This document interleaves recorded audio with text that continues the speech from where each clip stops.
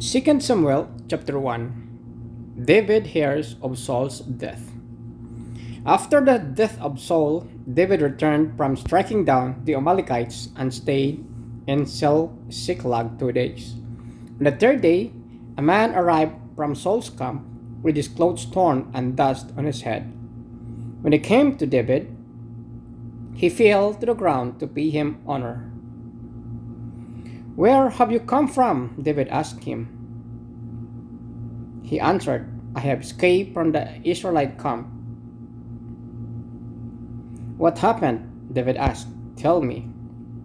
"The men fled from the battle," he replied. "Many of them fell and dead, and Saul and his son Jonathan are dead."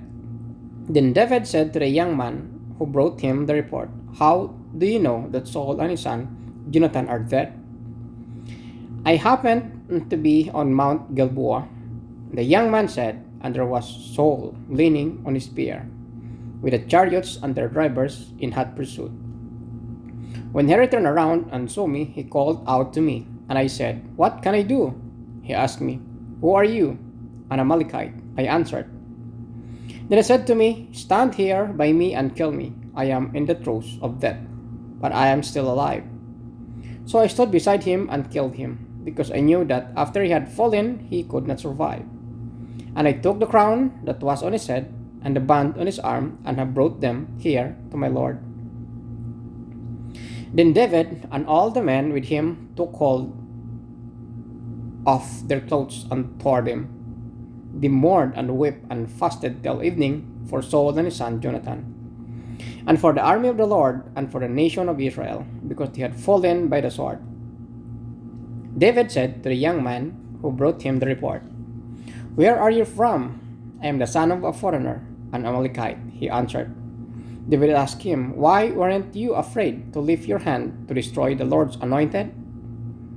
Then David called one of his men and said, "Go strike him down." So he struck him down, and he died. For David had said to him, "Your blood be on your own head. Your own mouth testified against you when you said, 'I killed the Lord's anointed.'" David lament for Saul and Jonathan. David took up this lament concerning Saul and his son Jonathan, and he ordered the people of Judah be taught this lament of a vow. It is written in the book of Jashar. "A gazelle lies slain in your heights, Israel. How the mighty have fallen! Tell it not in Gath, proclaim it not in the streets of Ashkelon.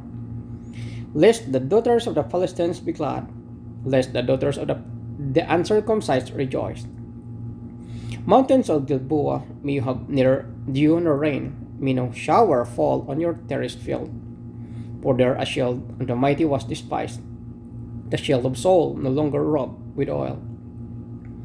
From the blood of the slain, from the flesh of the mighty, the bow of Jonathan did not turn back, the sword of Saul did not return unsatisfied. Saul and Jonathan, in life they were loved and admired, and in death they were not parted. They were swifter than eagles, they were stronger than lions. Daughters of Israel, weep for Saul, who clothe you in scarlet and finery, who adorn your garments with ornaments of gold. How the mighty have fallen in the battle. Jonathan lies slain on your heights. I grieve for you, Jonathan, my brother. You are very dear to me. Your love for me was wonderful, more wonderful than that womb of woman. How the mighty have fallen.